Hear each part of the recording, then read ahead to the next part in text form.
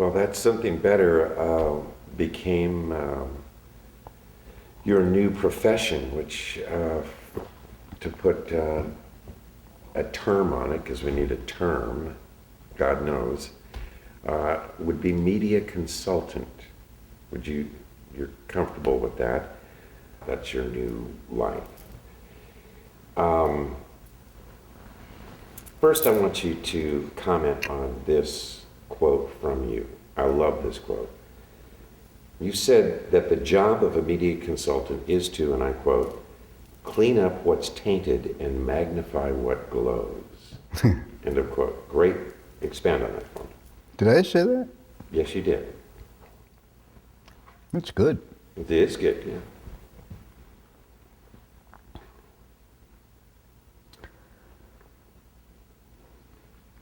For purposes of clarity, excuse me. When I had finished broadcasting radio and television stuff, two things happened. One, I had spent so many years learning what media required of celebrities. Mm-hmm. I also had met hundreds and hundreds of the most famous people on planet Earth. I had interviewed them. And I had become friends with a handful. People I really liked, just liked hanging out with. That would represent less than 5% of all the people I interviewed, but there were some people who were exceptional. And I had developed a relationship with John and Yoko. Shortly after I developed that relationship, it occurred to me, well, I know what media needs and I know what celebrities need.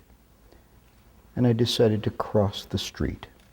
And I contacted a few of the people that I interviewed and I said, look, it's time for me to reshuffle the deck. I want to move to a different table.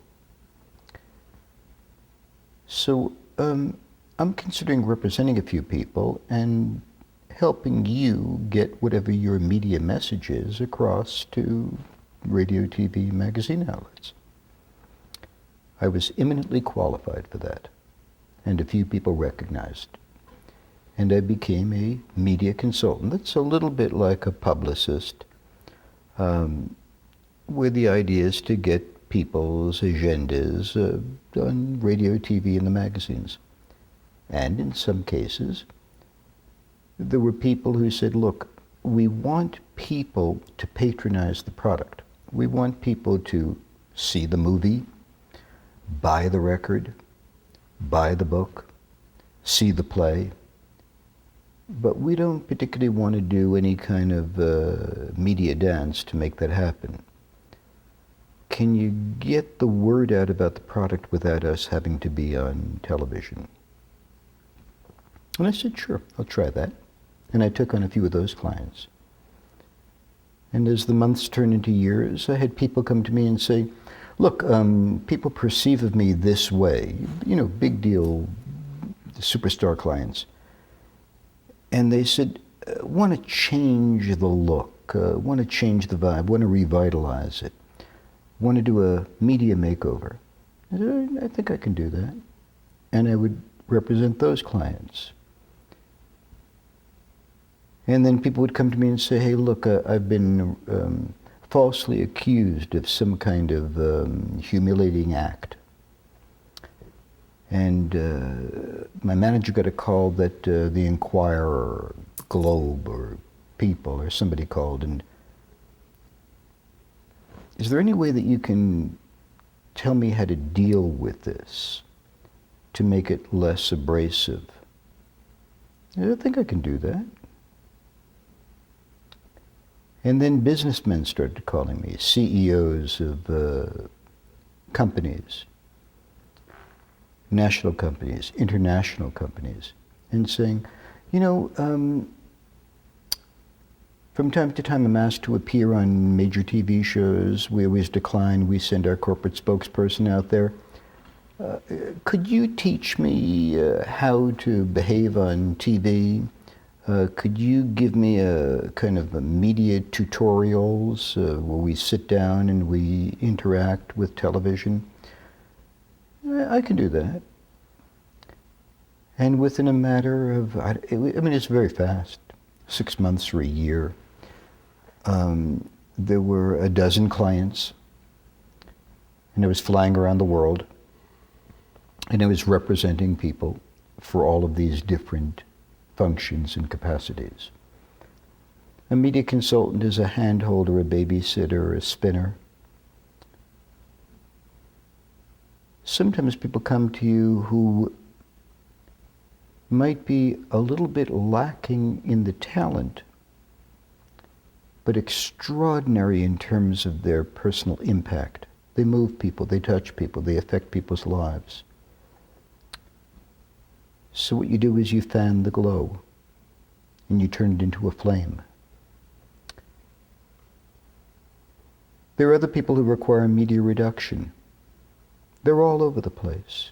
They're just too huge. It's uncontrollable. They're pictures on the cover of Sparklet's water bottles. Too many people are talking about them. Expectation levels are too high. They can't possibly live up to. So you got to deal with media reduction. Take them out of the game for a while. Help them chill. And there were people who came to me and say, look, I'm kind of new to the town, but I really have my credentials in order. I've studied acting seriously for 15 years. I've done little theater work in New York, off-Broadway, for no money. I've got a little bit of money and a year of my life to try and make it in Los Angeles. And I've heard about you. Could you help me find an agent? Could you help me put together a portfolio, a media presentation kit, write the bio? I can do that.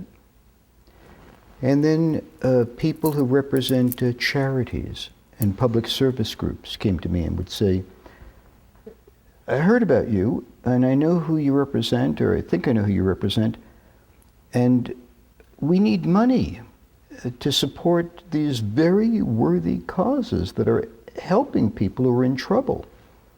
And we need publicity, we need attention. We're going to have a fundraiser. We need to get a couple of famous faces because that'll bring the press, and the press will bring the attention will bring donations. We can't afford to pay you anything. Would you be willing to represent us?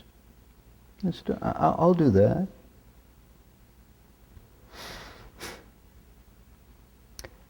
And Jim, I found myself living in an airplane, in a suitcase, in hotels around the world, where I would have clients in different countries, sometimes doing concerts where I would leave a concert one evening to try and get to a different city the next day to be with that client while that show was on, and figure out a way of grabbing a helicopter or something to get to the other show to look after the PR needs of the other client, while another client would call and say, I got a movie coming out, and there's going to be a press junket, a press tour, and I need you to join me back here in the United States because the junket's tomorrow in Pasadena or Northern California. Can you do that? Well, I can do that. And it all became this bouillabaisse of celebrity, media, promotion, publicity, scandal, paparazzi, crowds, pressures, good stories, bad stories, happy clients, unhappy clients, successes, it mushroomed. I felt myself in the vortex of media, this whirlwind. Look, media in America today has become an uncontrollable beast. It's very different than when you and I were kids. You've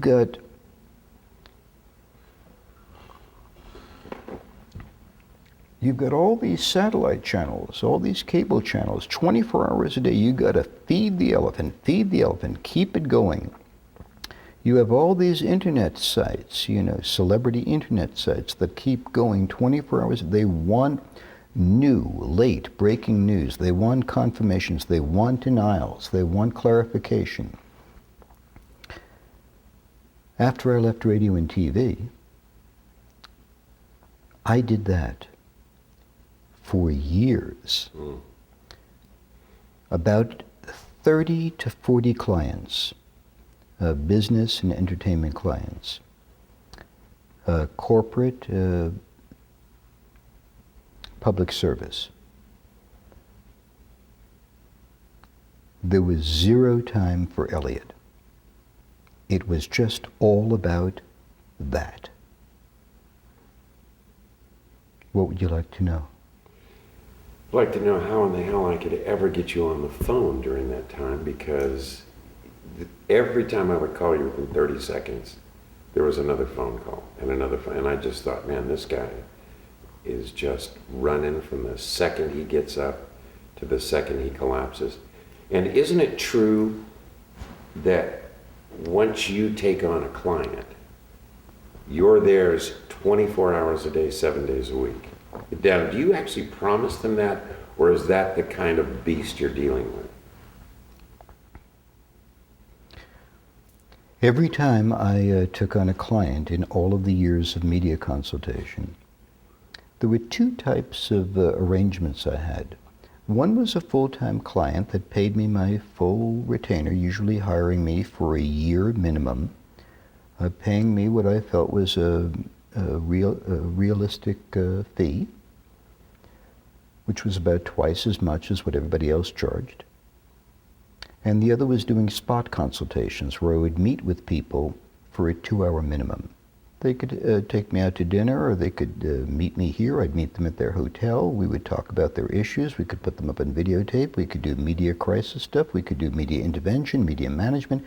However they wanted to slice it. You know, they wanted to take the appetizers as opposed to the main course. With the people who I took on full-time,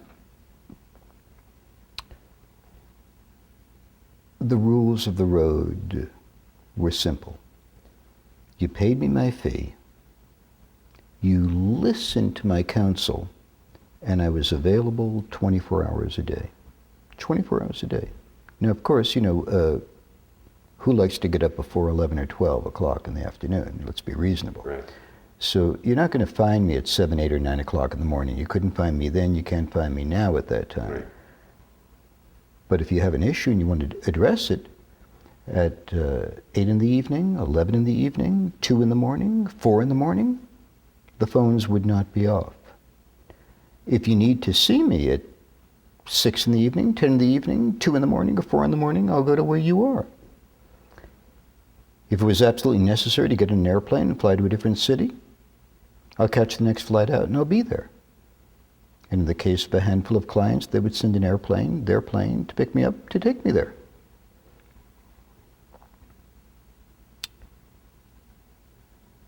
There was almost nothing that I wouldn't do for a client.